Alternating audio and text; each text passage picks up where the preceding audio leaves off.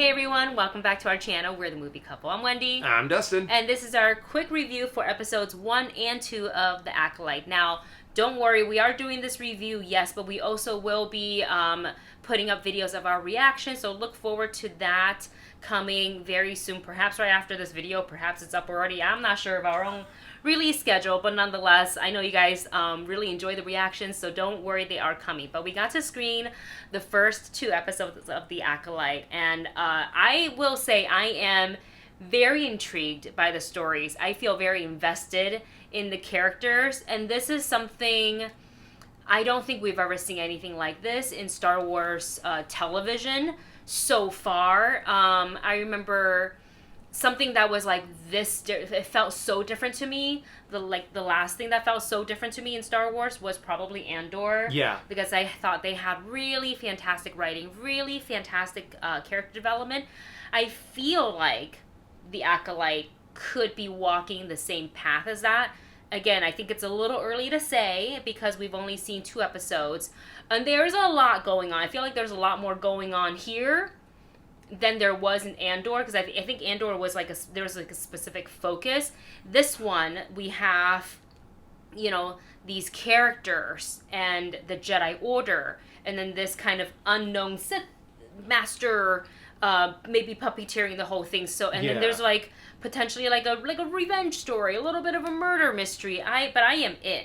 Yeah, and something that does kind of connect a lot with with Andor, and the fact that this is in a completely different world too. You know, they actually have so much freedom to be able to expand on just these little tiny stories of these individual Jedi, because you have now so many Jedi and such a huge world to play into. I love how they're just being able to expand a little bit and to be able to kind of, it's Star Wars through a different lens.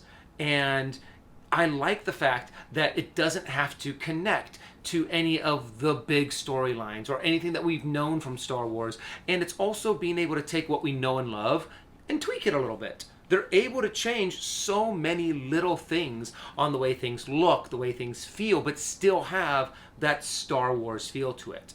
Yeah, and you were mentioning this when we were watching the episodes, and just because this is set in the High Republic time, and I haven't read any of the High, because there are books for the High Republic. I haven't had the chance to read them yet. I would like to. Maybe after this will kind of motivate me a little bit more. But to kind of see that era of Star Wars come to life in a television series is really cool, because it's like the tech that we are familiar with in what we've already seen in the existing Star Wars, but like take it back, you know, a long time ago.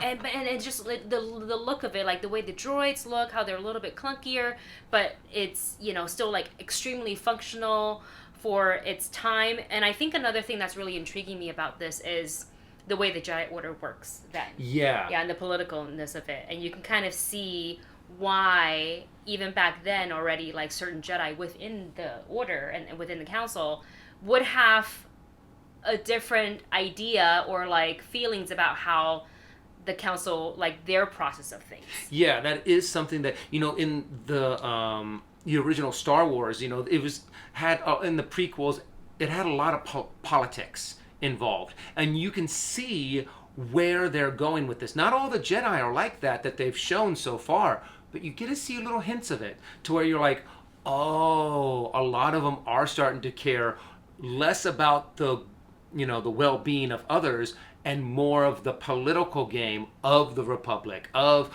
the way the Jedi Council fit into this. How is this going to make the Jedi look? And I just love how it has just a hint of that, and that's all you really need. Something else that also has blown me away about this series is the fighting. So far, they have taken great care in these fight scenes. And it's not what you would originally expect from a Jedi action scene.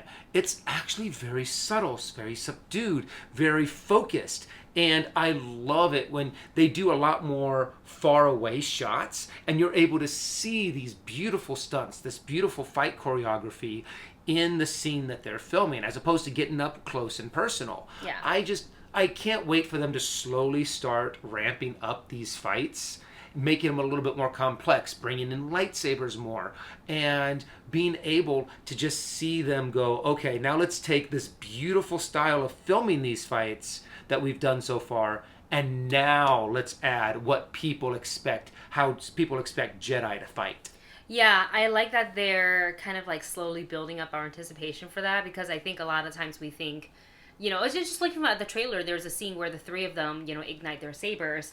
So you're thinking like full on like Obi-Annie fight, like all these cool flourishes. And I'm not saying we're not going to get them. It's just that in episodes 1 and 2, where we're just seeing hints of it.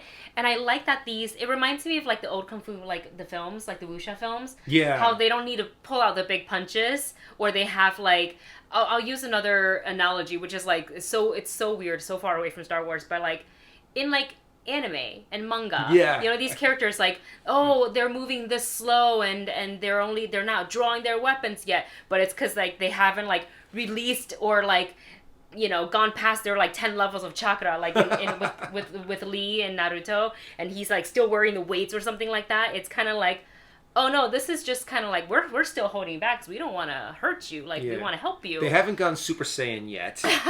So, yeah, and so I'm liking all of that. And I just can't wait to see it. And that's something that's also really good, is that they're doing a slow build with this. Same thing with Andor, is that they did that slow build.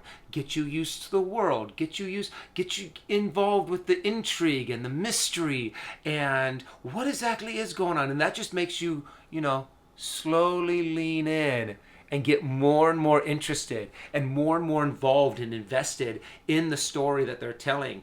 And they did it great, because it really does start off as kind of a murder mystery, even though you know who did the murder. You know what happened, and because they show you it. Yeah. But you don't know the why, or wait a second, what's going on, or wait a second, how is this connected to that? But somehow it is.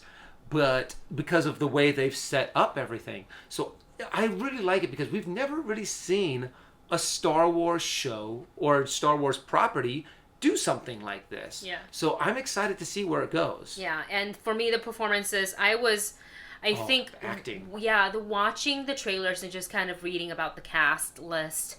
When I first saw that Lee Jung-jae was attached to this, I was immediately like, okay, I absolutely have to check this out, because I've always enjoyed his performance, and everybody knows him from Squid Game. He's great in Squid Game, but he's been acting a long time. He's like super famous, super popular in South Korea in all the dramas. And there was something that I don't know if it was the writer or it was one of the, I don't remember who it was, one of the creatives for the show, who said in an interview, basically kind of commenting on how good his duality is, where like, the soul, the master soul, the caring, he can be so heartwarming and caring, and there's like little like comedic moments sprinkled in, but when he needs to get down business, he makes that flip, and it's like super intense. And I was like, that's literally all Korean actors. Yeah. Like if you watch enough K-drama, all of them do this on a dime, and it's so impressive. So I'm loving his performance. Obviously, the cast I think is really great, really stellar performances, and I'm really happy with the cast. I like it's all fresh and different. The alien, the world, and it looks great. That is something else. I love how many practical aliens and how many CGI aliens, and how it is filled with aliens. Unlike, one complaint about Andor was the fact that there really wasn't any More aliens. people. There were a lot of just humans. Yeah. But in this one, there are aliens everywhere. Every scene, there's probably more aliens than there are just normal humans, and I like that. That makes it feel more Star Warsy to me. Yeah. So with that said, that is our thoughts on the first 2 episodes of The Acolyte. I can't wait to get into episodes 3 and 4 and all the rest of them. To watch the entire season, because this is a definite check it out. You've got to watch this series. It's a lot of fun, and it's a really interesting and intriguing. Yeah, so there you have it. Those are our thoughts on The Acolyte. Let us know yours in the comment section below. And again, reactions are coming. We will have them for every episode, so make sure you are subscribed with the notification bell turned on so you don't miss any of the upcoming videos. And yeah, let us know your thoughts, and we'll see you soon.